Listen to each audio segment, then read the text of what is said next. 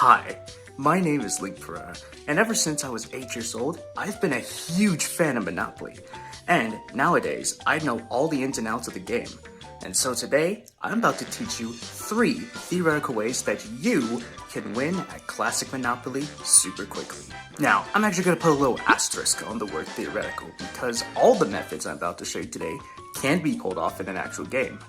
However, trying to execute any of these methods is like trying to win the lottery. You're not gonna have an easy time pulling it off. Oh, and don't forget, Monopoly is localized in several different parts of the world, so your board may be different from mine. Being from Canada, my board is the same as the American version. Well, minus all the spaces having both English and French written all over it. Due to these localization differences, I will be saying things like first red or second orange instead of saying the actual names of properties. So buckle up in that little race car of yours as we go over 3 theoretically fast ways to win at Classic Monopoly. Method 1. The Orange County.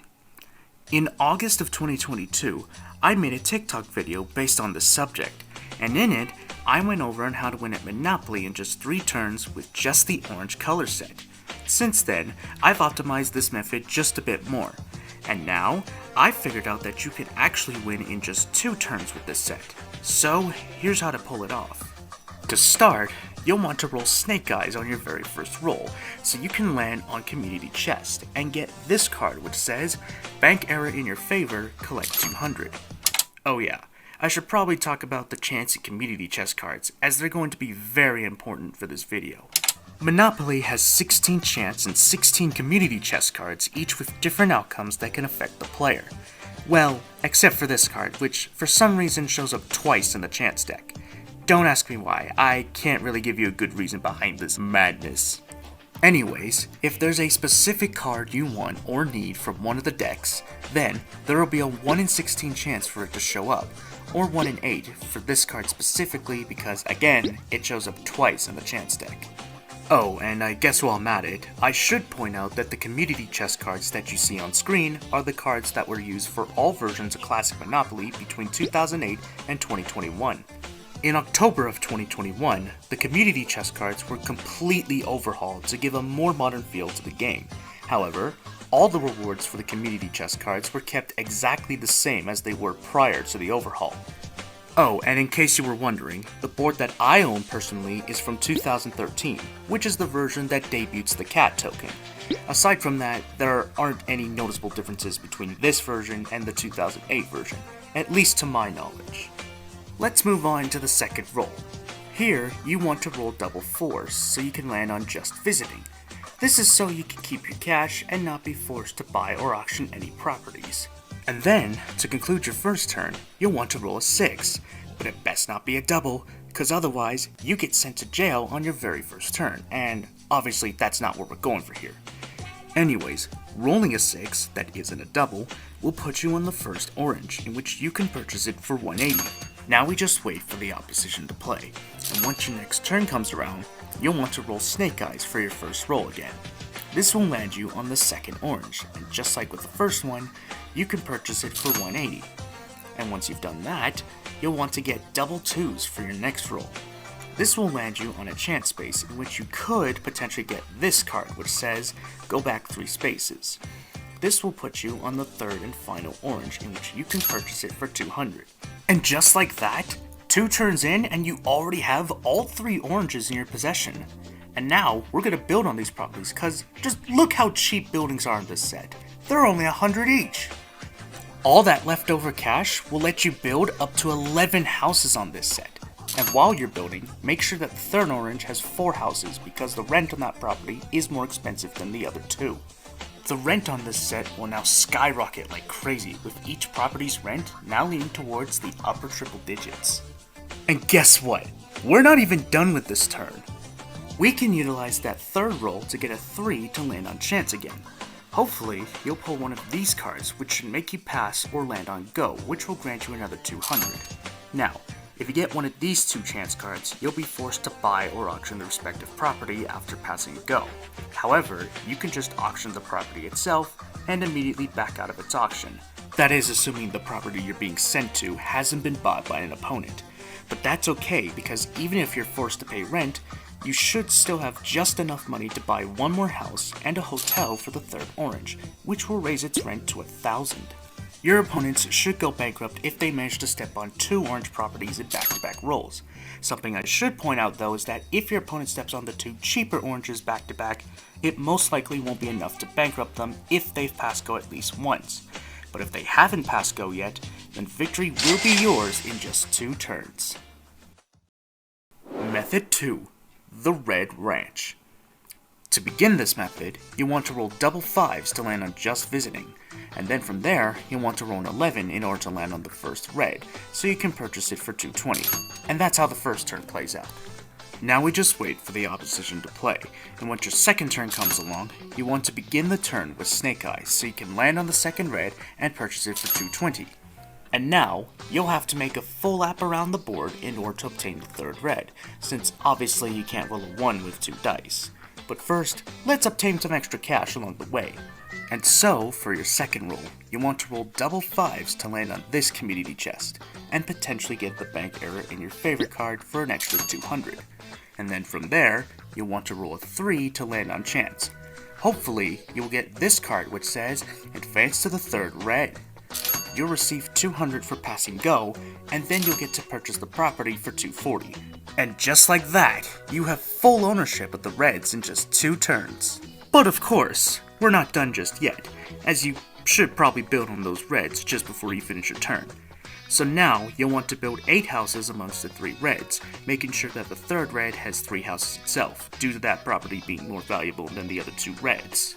Each house on this set costs 150.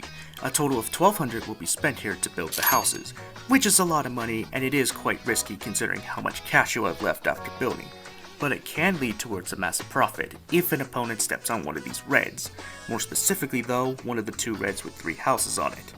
The red with 2 houses combined with a red with 3 houses is not enough to make your opponents completely bankrupt.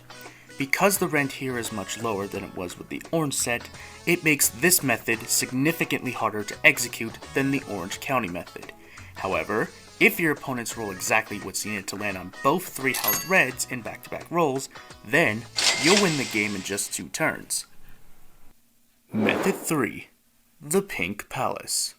Now of course, this method is one of the fastest ways to win a classic Monopoly, but it's also by far the hardest of the 3 shown today. If you thought the other 2 methods were difficult to execute, well guess what, you ain't seen nothing yet. This method has far more luck-based elements than the 2 methods beforehand, hence why it's so much harder to execute. To start, you'll want to roll double 5s on the first roll to land on just visiting, and then from here, you'll want to roll double 2s to land on the third pink and purchase it for 160.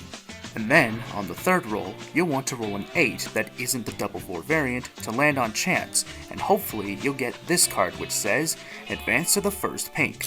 If you do manage to get that card, you'll collect 200 for passing go, and you'll also be able to purchase the property for 140. Now, before we move on to the second turn, I should point out that this method will only work if your opponents traverse less than 10 spaces on their first turn, because otherwise this method will be impossible to execute within the fewest turns possible. With how close the pink set is from the start, it's pretty likely that your opponents will either land on just 1 pink, or simply bypass all 3 of them within a single roll, and you need your opponents to land on 2 of these pinks in back-to-back rolls in order to win as quickly as possible. Right, on to the second turn now, and from here, you'll want to roll Snake Eyes to land on the second pink and purchase it for 140. Now you have possession of all 3 pinks, and so now you're going to need to build up as much money as you can so that you can build all the way up to hotels on all 3 pinks. So now, you'll want to roll double 2s to land on Community Chest. Hopefully, you'll get the bank error in your favorite card for an extra 200. And then from there, you'll want to roll a 5 to land on chance again. And on chance, you'll want to get one of these cards, which will give you the cash you need to build those hotels on all 3 pinks. Just like with the orange set earlier, getting this chance card specifically will force you to either buy or auction the property after passing go. And just like before, all you need to do is auction the property and back out of its auction as soon as you can. And again, just like with orange, buildings on this set cost 100 each, but this time you'll have all the cash you need to build directly to hotels on all 3 pinks, which will cost you a grand total of 1,500, which is also why we needed those chance and community chest cards a few moments ago. Once you're done with building, all you need to do now is hope that your opponents step on 2 of these pinks in back-to-back rolls, and hopefully one of the 2 pinks that they step on is the 3rd pink, considering that the rent there is higher than the other 2 pinks. If your opponents land on the first 2 pinks in back-to-back rolls, there's still a good chance that they'll survive with a sliver of cash still left in their possession. But otherwise, having your opponents step on these pinks in back-to-back rolls will make you victorious in as little as 2 turns. Now, before we close out this video, I want to give you some side details about the other sets that I didn't include as one of the 3 theoretically fastest ways to win a classic Monopoly. First off, let's talk about the utilities. The rent on these properties is based on how many utilities you own, and also what your opponent rolls to land on either one. So, if you own both utilities, you can get a maximum of 120 each time an opponent steps on a utility, and that's assuming they rolled a 12 to land on the utility itself. The Advance to the Nearest Utility chance card makes the player roll the dice again and pay the owner 10 times whatever they roll, meaning that you can also get the maximum rent for the chance card. But even then, it literally makes no difference compared to just landing on the utility itself. No matter which way it happens, attempting to get rich off the utilities alone is very impractical. Although, something that's quite interesting about these utilities is that they are the only set in the game that you can fully obtain within the very first turn. Let's move on to the railroads, also known as stations outside of North America. These guys aren't as bad as the utilities were, but they're still not very practical for winning at Monopoly super quickly. It is possible to purchase all 4 properties in this set within 2 turns, and it's also possible to win with only this set in just 3 turns. But, just like with the utilities, the biggest issue with this set is the rent. To get the maximum rent out of an opponent, you have to have all 4 properties, but not only that, an opponent has to land on chance and get one of 2 cards that says Advance to the Nearest Railroad/Station. This card forces the player to pay double the rent if the railroad/station they're advancing to is owned by another player. So, if you have the full set and an opponent is advancing to your nearest railroad or station, you'll get 400 out of them instead of the usual 200. But that's about it in terms of usefulness. Otherwise, you're just gonna have to hope that your opponents constantly land on these properties. I mean, they are typically landed on more often than other sets, and this set isn't too bad to have in an actual game, so I can't be too harsh on these little locomotives. Now let's move on to the color sets that I did not include in the main parts of this video, and while I was experimenting for this video, I found a few similarities that some of the sets share with one another that made them less optimal than the 3 sets I primarily focused on. For the cheaper color sets, it would take you a few extra turns to back up your opponents due to the rent for hotels being much lower than other sets. And also, you would have to travel at least 1 lap around the board just to obtain all the properties in either of these sets.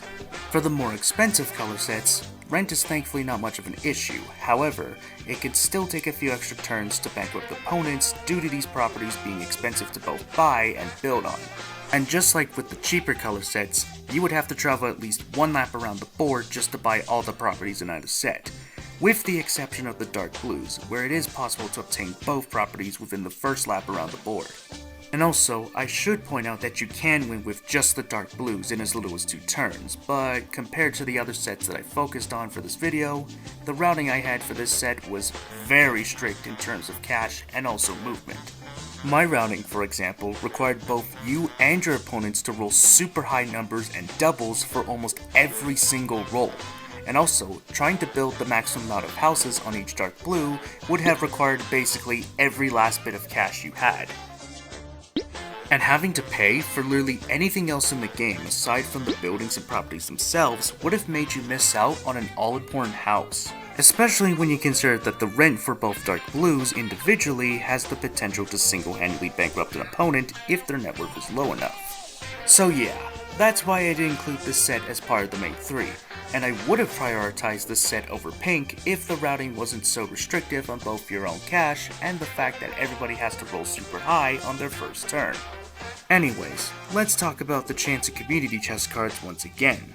While I was trying to route these cards for each set, I found out that a lot of the movement-based cards in particular typically push you towards the 3 color sets I primarily focused on for this video, even more so when it comes to pink over every other color set. And that was considered a big factor to why I chose pink, orange, and red as the 3 sets to primarily focus on for this video. Anyways, thank you so much for watching. I hope I further expanded your knowledge on an all-time classic. And as always, join me again in the next video. Goodbye.